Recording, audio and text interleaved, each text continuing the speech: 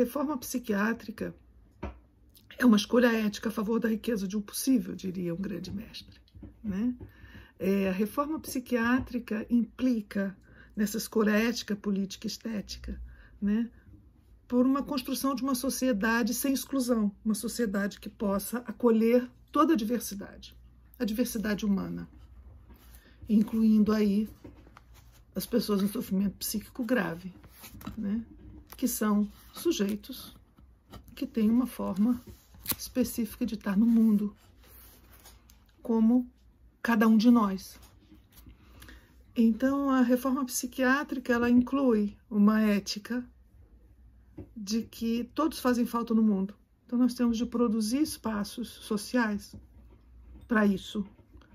E, no caso específico das pessoas com sofrimento psíquico grave, como diria um outro grande mestre, buscar um outro lugar para a loucura, que não trancafiada nos hospícios públicos ou privados, para o resto da sua vida, ou por uma semana, um mês que seja, né?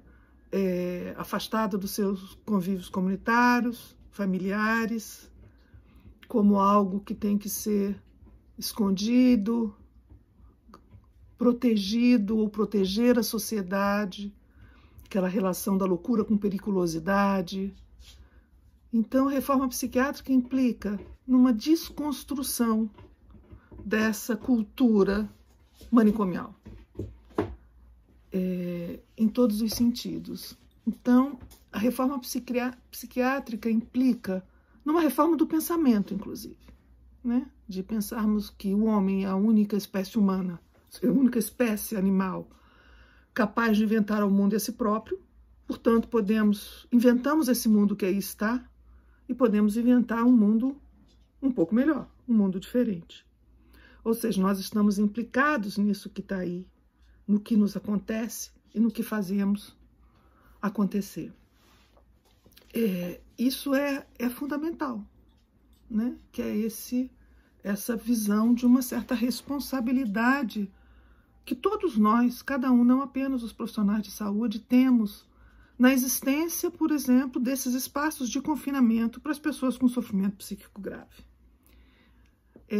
A reforma psiquiátrica é um processo, é um movimento, é um projeto, é uma aposta, então, na construção de uma sociedade profundamente democrática, que acolha as diversidades e sem pobreza, né? Enquanto tivermos pobreza, não temos uma democracia mais profunda, né? E não só no Brasil, como em tantos lugares do mundo. Portanto, a democracia também é um processo. E a reforma psiquiátrica, digamos, esse movimento, isso surge no final, digamos, tem como um marco mais fortemente ali colocado, no final da década de 70, quando começa um processo de denúncia, né, por trabalhadores, inclusive residentes e bolsistas dentro dos hospitais psiquiátricos, na época os hospitais da Divisão Nacional de Saúde Mental, do Ministério da Saúde, sobre os maus tratos, sobre as condições precárias, terríveis de vida daquelas pessoas. E aí, junto com esses movimentos, estamos aí nesse fim da década de 70, com o surgimento de vários movimentos sociais, partidos políticos, na luta contra a ditadura, para a construção de uma sociedade democrática. Então, a reforma psiquiátrica, com a reforma sanitária, surge nesse contexto. E é um movimento que vem das bases, dos trabalhadores, profissionais e familiares, que passam a se organizar e a reivindicar um outro espaço de organização para o tratamento, o acolhimento do sofrimento psíquico, né? E como o SUS, como a reforma sanitária, é um projeto democrático, né, de construção de um outro mundo, de outras relações, né?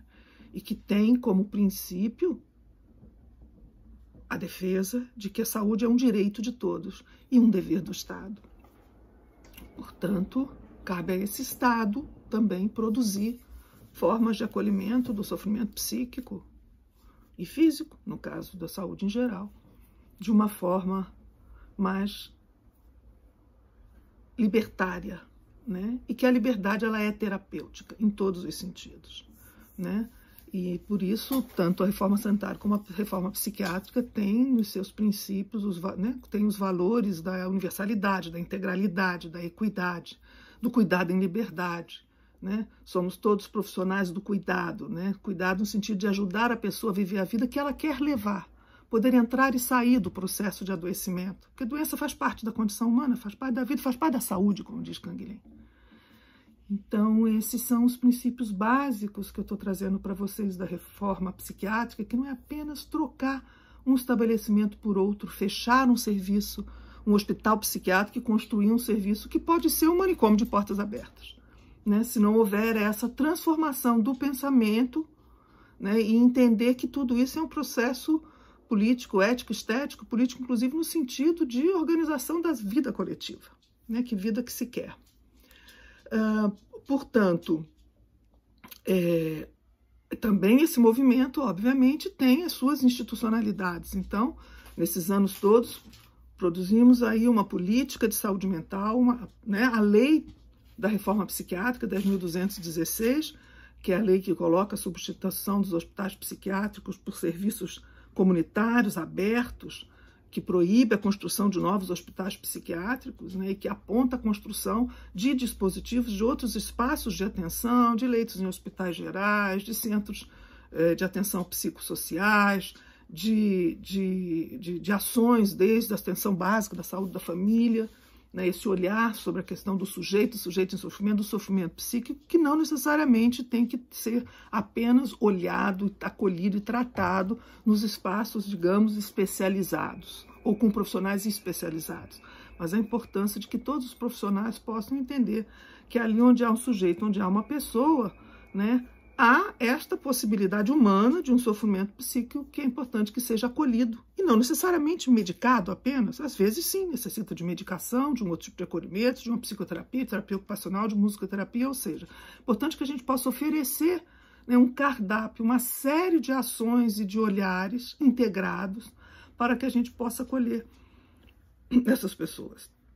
Então, implica essa institucionalidade, como eu coloquei, de políticas, de regulamentações, de instrumentalizações, para a gente poder criar espaços, né, com esse tipo onde esse cuidado possa ser aí agido, e implica, então, como eu estou colocando, uma desconstrução ou um abandono de algumas linhas mesmo, de saberes e de práticas, e a criação de novas, e inclusive abraçar novos saberes que estão aí de uma outra forma, para que a gente possa estar construindo esse tipo de questão. Então, é uma crítica, né? E é uma crítica e uma crítica ativa, no sentido de que nós temos de desconstruir, né? E nós chamamos esse processo, de certa forma, de uma desinstitucionalização, que não é apenas tirar o hospital psiquiátrico, mas significa desconstruir e todo esse corpo de saber e de fazer que sustentou na sociedade nesses anos todos, nesses quase mais de 200 anos no mundo, esse espaço de segregação da pessoa com sofrimento psíquico grave. E aí vem, quando eu falo de saberes e fazeres jurídicos, médicos, psicológicos, desde a assistência social, enfim, um conjunto de saberes que sustentou isso, de práticas que sustentou isso e que produziu na sociedade esse desejo de repressão e de punição às pessoas que apresentassem a sua diversidade expressa nessa forma de ser, que foi vista como louca, no sentido de louca e perigosa, né? E que sabemos que não é, né? E não negamos com isso a doença, não negamos o sofrimento psíquico, mas o mais importante é, como diz o Basile, colocar isso em suspensão, coloque isso em parênteses e vamos ver o que acontece com o homem, com a pessoa que está em sofrimento psíquico, qual é a resposta da sociedade a ela, não é? Então, o que acontece com essa pessoa é uma resposta da organização social. Portanto, trabalhar com saúde mental é trabalhar para a mudança desse espaço social,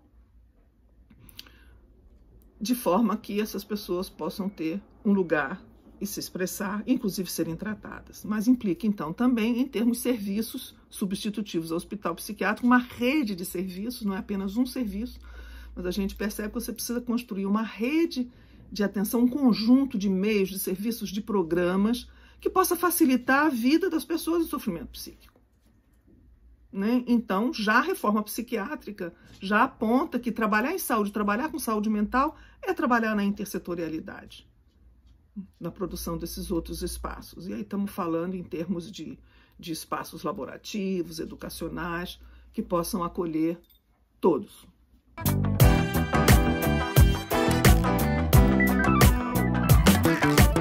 Sigo trabalhando, dando supervisão aos estudos, mas não mais no dia a dia, e sigo militante.